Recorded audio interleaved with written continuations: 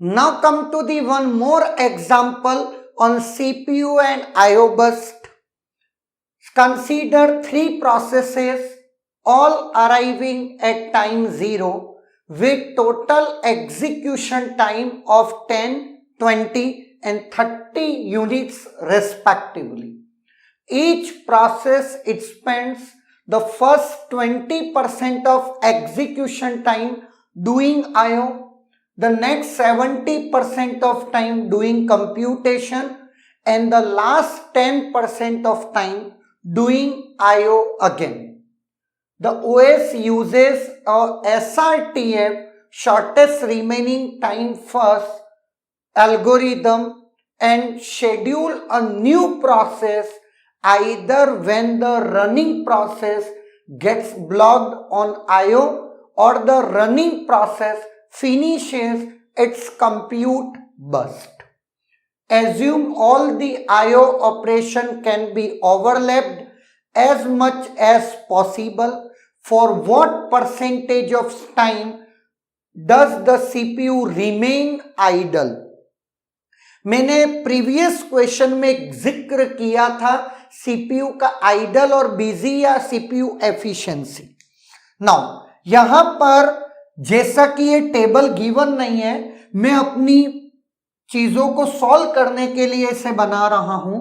P1 10 unit of time, P2 20 unit of time और P3 30 unit of compute time है, जिसमें IO का first IO 20%, 10 का 22, उसका नेक्स्ट 70, 10 का 70% 7 और लास्ट का 10% दैट इज 1 अगेन आईओ है। 20 का 2, 20 का 20% 4, 20 का 70% 14 और लास्ट का 10% 2, 30 का 20% 6, 30 का 70% 21 और लास्ट में आपका आईओ है 3। क्लियर? वैसे ही चलना है जैसे अपन चलते आ रहे हैं। नाउ अब मैं आपको कुछ बातें जैसा कि अपन ऑलरेडी करते आए हैं, गैंट चार्ट बना दो, सब कुछ इजीली हो जाएगा। All processes arrived at time 0 है ना। शॉर्टेस्ट रिमेनिंग टाइम फर्स्ट, मतलब तीनों की तीनों को आईओ चाहिए। अब सुनिएगा, सबसे इनिशियली तो आईओ में रेडी क्यू से कोई घुस नहीं रहा, तो ये मानते हुए कि फ्रैक्शन ऑफ सेकेंड सारे के सारे लोग कहां जाएंगे, पहले सीपीयू में और फिर वहां से कहां चले जाएंगे, आईओ में, है ना। फ्रैक्शन ऑफ सेकेंड, तो फ्रैक्शन ऑफ सेकेंड में मैं ये मान लेता हूं ये सीपीयू का फ्रैक्शन ऑफ सेकेंड वाला टाइम है, जहां P1, P2 और P3 तीनों सीपीयू से होते हुए आईओ में चले गए। क्लियर है ना। अब चूंकि कंप्यूट टाइम P1 का सबसे कम था, वो गया, P1 0 पे गया है, आएगा कहां पे, 2 पे। ये बात याद रखनी है हमको। P2 4 0 पे गया है, P2 0 पे गया है, आएगा 4 पे, और P3 0 पे गया है, आएगा 6 पे। ये आईओ कंप्लीट करने के बाद रेडी क्यू में आएंगे और ये आईओ चला रहे हैं। ये पहली बार का आईओ है, तब का जिक्र हो रहा। नाउ सबसे कम से कम टाइम में रेडी क्यू में कौन आ जाएगा, P1, तो वो 2 तक तो आपका सीपीयू आइडल रहेगा, जिसे अपन खाली बोल रहे हैं, है ना। नाउ 2 पे कौन आया, P1 प्रोसेस 2 पे आई, उसको कितना चलना था, 7 यूनिट ऑफ टाइम। अब बहुत ध्यान से मेरी बात सुनना, P1 आ गया, उसको 7 यूनिट ऑफ टाइम चलना है। शॉर्टेस्ट रिमेनिंग टाइम कहता है कि जैसे ही एक प्रोसेस आती है वो प्रीएम्प्ट करेगा, लेकिन यहां कहने को तो इन्होंने shortest remaining time first they रखा है, लेकिन उसकी लैंग्वेज को पढ़ोगे तो वो क्या कहता है, एक सीपीयू असाइन तब होता है नई प्रोसेस को जब या तो करंटली रनिंग प्रोसेस कंप्लीट हो जाती है या आईओ के लिए चली जाती है। अल्टीमेटली ये एसआरटीएफ ना होकर के ये आपका क्या है, एसजेएफ है ना, क्योंकि आप प्रियम्पशन कर ही नहीं रहे हो। क्लियर है? तो प्रियम्पशन नहीं कर रहे हो, हालांकि कर भी कुछ होता नहीं।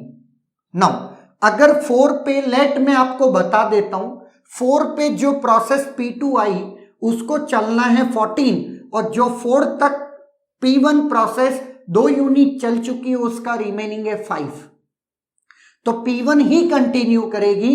बट ये बात हम एक वर्टिकल लाइन लिख देते हैं, इसका मीनिंग होता है कॉन्टेक्स्ट स्विच, जो कि होगा नहीं, इसलिए मैं गलती से भी लिख नहीं रहा हूं, और लिखता हूं तो वो गलत है क्योंकि लैंग्वेज एसजेएफ की है ना कि एसआरटीएफ की। 2 यूनिट से लगा करके 7 यूनिट, 9 पे P1 अगेन कहां जाएगा, आयो लेने, कब आएगा, 10 पे आएगा, है या ना। नौ तब तक कौन कौन लोग आ चुके हैं, आपके P2 और P3 दोनों लोग कहां आ चुके हैं, P2 और P3 दोनों लोग आ चुके हैं कहां पर, आपके रेडी क्यू में, क्योंकि ये 4 और 6 पे एंट्री मार ली और अभी हम खड़े हैं T=9 पे। सबसे पहले चलेगा P2 कब तक, 14 यूनिट, 9 से 14 23। नाउ अब आप ऑब्जर्व करो तो 10 पे कौन और आ गया, P1 भी प्रोसेस आ गई 10 पे। 10 पे P1 प्रोसेस आई, अब उसको P1 प्रोसेस को तो फ्रैक्शन ऑफ सेकेंड सिर्फ और सिर्फ चलना है और वो कंप्लीट होकर के P1 चली जाएगी, है ना। तो यहां पर मैं कह सकता हूं प्रियम्पशन के मतलब 23 पे P1 कंप्लीट्स, क्योंकि सीपीयू उसको अब चाहिए ही नहीं। 2 कंप्लीट, 7 कंप्लीट और उसका 1 यूनिट 10 पे आया, लेकिन 23 तक कोई प्रियम्पशन नहीं होगा। 23 पे P3 को 21 सीपीयू चलना है, लेकिन P1 जिसको आयो कंप्लीट हो गया है उसको फ्रैक्शन ऑफ सेकेंड चल करके टर्मिनेट हो जाना है, हो भी जाएगा। और फिर P3 आपका आएगा कितनी यूनिट चलाने, 44 तक। अब P2 इतने में 23 पे गया और 25 पे आएगा, ये बात याद रखिएगा। लेकिन 23 पे अब आपका P3 will enter into CPU और वो 21 यूनिट ऑफ टाइम आपका सीपीयू बस चलाएगा। ये आयो कंप्लीट हो चुके, ये भी आयो कंप्लीट हो चुका है, ये भी आपका ये सीपीयू कंप्लीट हो चुका है। नाउ अब P3 प्रोसेस आयो लेने गया 44 पे, आएगा 47 पे। ये बात हमको याद रखनी है, ठीक है, याद रख ली। नाउ 44 तक P2 भी आ चुका है, P1 तो कंप्लीट ही हो चुका। 44 पे फ्रैक्शन ऑफ सेकेंड और चलेगा और आपका P2 कंप्लीट ये भी हो चुका है ना। P2 completed on 44, P1 completed on 23। अगर कोई पूछे तो पूछ भी सकता है ना, जो कि अब P3 वापस आएगा 47 पे, तब तक सीपीयू अगेन आइडल रहेगा, रहना पड़ेगा, क्या करेगा बेचारा। और 3 यूनिट ऑफ टाइम ये आइडल रहा अगेन, और लास्ट में फ्रैक्शन ऑफ सेकेंड पे आप ये कह सकते हैं कि P3 कंप्लीट्स। क्लियर? नाउ अब मैं आपको एक चीज ऑब्जर्व करके बताता हूं कि आपका टोटल क्या टाइम ऐसा है जिसमें सीपीयू आइडल रहा। 0 to 2 और 44 से 47, 2 + 3 out of 47, 5/47 है ना, 5/47 इट इज नथिंग बट 10.6%। ये परसेंट में इसलिए इंटू 100 कर लीजिए, दैट इज 10.6%। ये सीपीयू आइडल रहा है ना। अगर आपसे पूछें सीपीयू बिजी तो 42/7 इंटू 100 इट इज 89.4%। नाउ ये सीपीयू बिजी और ये आपका CPU idle. If you observe the options carefully, 10.6 is in the option, 89.4 it is also in the option। आपको पूछा है how much what percentage of time does the CPU remain idle, that is 10.6%। Clear है? तो इस तरीके से इस question को परफॉर्म करेंगे। यस, जिस तरीके की लैंग्वेज है वहां पर SRTF नहीं लग रहा है, आप खुद लैंग्वेज को केयरफुली रीड कर सकते हैं।